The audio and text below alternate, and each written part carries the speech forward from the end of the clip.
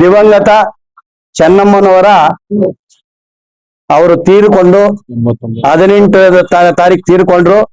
ನಾವು ಇವತ್ತು ಶನಿವಾರ ಸಂತಾಪ ಸಭೆನ ನಮ್ಮ ಜಿಲ್ಲಾ ವತಿಯಿಂದ JDS ಜಾತ್ಯತೀತ ಜನತಾದಳದಿಂದ ಇವತ್ತು ನಮ್ಮ ಚಿಕ್ಕಬಳ್ಳಾಪುರ ತಾಲೂಕಿನಲ್ಲಿ ಹಮ್ಮಿಕೊಂಡಿದ್ವಿ. ನಮ್ಮ ತಾಲೂಕು ಎಲ್ಲಾ ಮುಖಂಡರುಗಳು ಬಂದಿದ್ದಾರೆ. ಚೆನ್ನಮ್ಮರ ಬಗ್ಗೆ ಹೇಳ್ಬೇಕಂದ್ರೆ ಇವತ್ತು ಸರ್ಕಾರದ ಗೌರವಗಳೊಂದಿಗೆ ಈ ರಾಜ್ಯದ ಮುಖ್ಯಮಂತ್ರಿಗಳಾದಂತ DK ಶಿವಕುಮಾರ್ ಅವರು ಗೌರವವನ್ನು ಅರ್ಪಿಸಿ ಅವರಿಗೆ ಗೌರವ ಕೊಟ್ಟಿದ ತಕ್ಷಣ ಇಡೀ ರಾಜ್ಯ ಚೆನ್ನಮ್ಮವ್ರು ಯಾರು, ಅವ್ರ ವ್ಯಕ್ತಿತ್ವ ಏನು ಅಂತ ಇಡೀ ಮಹಿಳೆಯರೆಲ್ಲರೂ ಕೇಳೋ ಪರಿಸ್ಥಿತಿಗೆ ಬಂತು. ಅಂದ್ರೆ ಚೆನ್ನಮ್ಮವ್ರ ಆದರ್ಶ.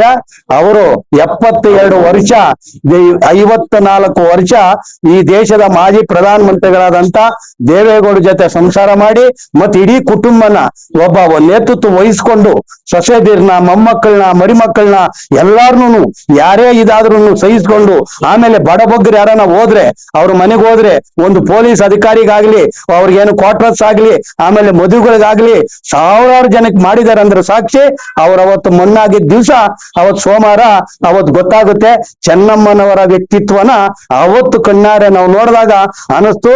ಆದರ್ಶ ಹೆಂಗ್ಸು ಅಂದ್ರೆ ಆ ರೀತಿ ಅಂದ್ರೆ ಮುಖ್ಯಮಂತ್ರಿ ಹೆಂಡತಿ, ಪ್ರಧಾನಮಂತ್ರಿ ಹೆಂಡತಿ, ಮಕ್ಕಳ ಮಂತ್ರಿಗಳು, ಮಕ್ಕಳು ಮುಖ್ಯಮಂತ್ರಿ ಆದ್ರೂ ಸಹ ಆ ಅಮ್ಮನ ಉಡುಗೆ ನೋಡಿದ್ರೆ ಆ ಅಮ್ಮನ ಹಾಕೋರೋ ಬಟ್ಟೆ ನೋಡಿದ್ರೆ ನಿಜವಾಗ್ಲೂ ಹೆಣ್ಣು ಮಕ್ಕಳು ಇವತ್ತು ಆದರ್ಶನ ಬೆಳೆಸ್ಕೊಬೇಕು. ಆ ಆದರ್ಶದಲ್ಲಿ ಸಂಸಾರಗಳನ್ನ ಮಾಡ್ಬೇಕು ಅಂತ ನಿಜವಾಗ್ಲೂ ಒಳ್ಳೆ ಕಾರ್ಯಕ್ರಮ ಆಗಿತ್ತು. ಒಳ್ಳೆ ಜನ ಬಂದಿದ್ದು. ಆ ಜನ ನೋಡಿದಾಗ ಹೆಚ್ಚಿನ ಸಂಖ್ಯೆಯಲ್ಲಿ ಹೆಣ್ಮಕ್ಳು ಇದ್ರು.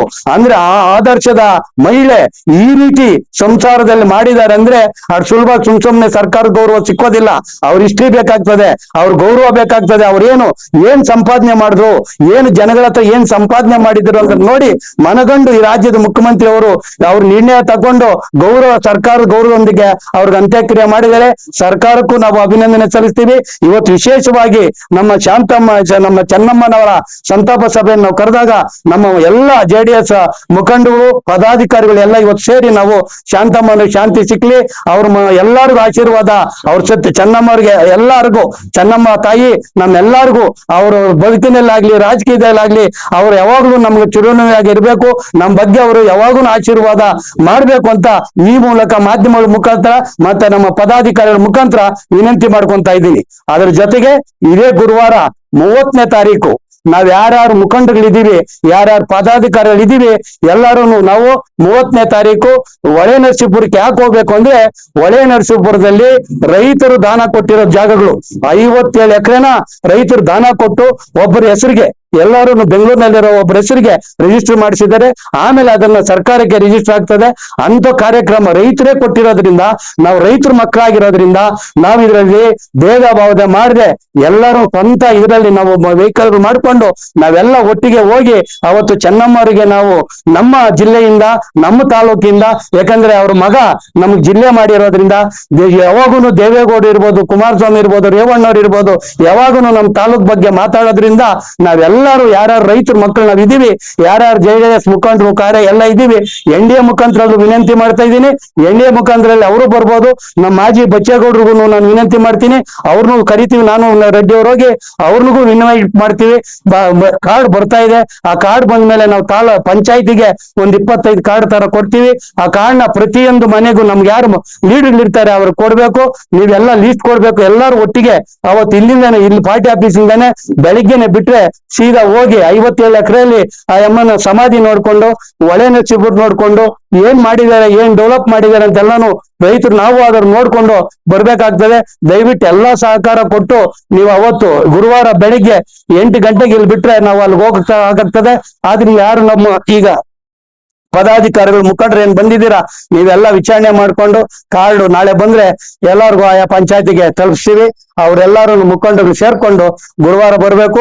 ಈ ಕೊನೆಯದಾಗಿ ಚೆನ್ನಮ್ಮವರಿಗೆ ನಮ್ಗೆ ಚೆನ್ನಮ್ಮವರ ಆಶೀರ್ವಾದ ಬೇಕಾಗಿದೆ. ಅವರು ನಿಜವಾಗ್ಲೂ ಅವ್ರು ಸ್ವರ್ಗದಲ್ಲಿದ್ದಾರೆ. ಯಾಕಂದ್ರೆ ನಾನಲ್ಲ ಹೇಳಿದ್ದು, ಹರಿಕತೆ ಓದೋರು ಅವ್ರು ಹಾಡು ಹೇಳಿದಾಗ ನಿಜವಾಗ್ಲೂ ಚೆನ್ನಮ್ಮವರ ಭಕ್ತಿ ಏನು ಅಂತ ಗೊತ್ತಾಗ್ತದೆ. ನೆನ್ನೆ ನಾನು ದೇವೇಗೌಡರ ಮನೆಯಲ್ಲಿ ಇದ್ದಾಗ ಈ ಹರಿದಾಸ್ ಉಮೇಶ್ ಅವ್ರು ಬಂದಿದ್ದು, ಅವರು ಹರಿಕತೆ ಅರ್ಹತೆ ಮಾಡಕ್ಕೆ ಅವ್ರಿಗೆ ಹೇಳ್ತಾ ಇದ್ರು. ಬಹುಶಃ ಅವ್ರದ್ದು ಇರ್ತದೆ ಅರ್ಹತೆ, ಅದು ಹಿಂದಿನ ದಿವಸ ಇರ್ತದೆ. ಆದ್ರಿಂದ ಎಲ್ಲರೂ ನಾವು ರೈತರ ಮಕ್ಕಳಾಗಿರೋದ್ರಿಂದ ಮತ್ತೊಮ್ಮೆ ಎಲ್ಲರೂ ವಿನಂತಿ ಮಾಡ್ತಾ ಇದ್ದೀನಿ, ಹೆಚ್ಚಿನ ಸಂಖ್ಯೆಯಲ್ಲಿ ನಮ್ಮ ತಾಲೂಕಿಂದ ನಾವು ಹೋಗ್ಬೇಕು ಅಂತ ಮಾಧ್ಯಮದ ಮುಖಾಂತರ ನಮ್ಮ ಪದಾಧಿಕಾರಿಗಳಿಗೆ ಮುಖಂಡರಿಗೆ ವಿನಂತಿ ಮಾಡಿ. ಈಗೇನು ನಮ್ಮ ಅಧ್ಯಕ್ಷರು ಈಗಾಗ್ಲೇ ತಿಳಿಸಿದ್ದಾರೆ.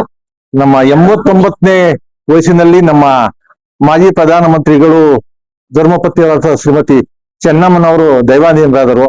ಅವರು ಇದು ಯಾತ್ರೆ ಯಾವ ರೀತಿ ಇತ್ತು ಅಂತಂದ್ರೆ, ಯಾರಿಗೂ ಇದುವರೆಗೂ ನಮ್ಮ ಕರ್ನಾಟಕದಲ್ಲಿ ಯಾರಿಗೂ ಒಂದು ಮರಣ ಹೊಂದಿದ ನಂತರ ಆ ಒಂದು ಜನ ಆ ಒಂದು ಗೌರವ ಯಾರಿಗೂ ಸಿಕ್ಕಿಲ್ಲ.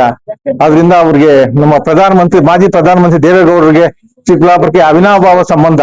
ಯಾಕೆಂತಂದ್ರೆ ಅವರು ಸುಮಾರು 40 ವರ್ಷದ ಹಿಂದೆ ನಮ್ಮ ಚಿಕ್ಕಬಳ್ಳಾಪುರದಲ್ಲಿ ಮಂಚಿನಬಾಲೆ ಮತ್ತೆ ಈ ನಮ್ಮ XMLA ನಮ್ಮ ಬಚ್ಚೇಗೌಡರು ಮತ್ತು ಡಿ ಹೊಸೂರು ಪಿಳ್ಳಪ್ಪನವರು ತಾಲೂಗಡೆ ತಗೊಂಡು ಹೋಗಿ ಬರ್ತಾ ಇದ್ರಂತೆ. ನಮ್ಮ ಮುಂದಿನ ಎಷ್ಟೋ ಸಾರಿ ಹೇಳಿದ್ದಾರೆ. ಅದರಿಂದ ಹೆಚ್ಚಿನ ಇದು ಸಂಬಂಧ ಇದೆ. ನಮ್ಮ ಚಿಕ್ಕಬಳ್ಳಾಪುರ ಜನ ಸಾಕಷ್ಟು ಸಾವಿರಾರು ಜನ ಮೊನ್ನೆ ಏನು ನಮ್ಮ ಚೆನ್ನಮ್ಮನವರು ತೀರ್ಕೊಂಡಾಗ ಅಲ್ಲಿ ಹೋಗಿ ಅವ್ರ ಗೌರವ ಸೂಚಿಸಿ ಸಾಕಷ್ಟು ದುಃಖ ವ್ಯಕ್ತಪಡಿಸಿದ್ದಾರೆ. ಈಗ ಅವ್ರ ಆತ್ಮಗೆ ಶಾಂತಿ ಸಿಗ್ಲಿ ಅಂತ ನಮ್ಮ JDS ಪಕ್ಷದ ಪರವಾಗಿ ದೇವರನ್ನು ಬೇಡ್ಕೊಡುತ್ತಾ ನಾನು ಮುಗಿಸ್ತಾ ಇದ್ದೀನಿ.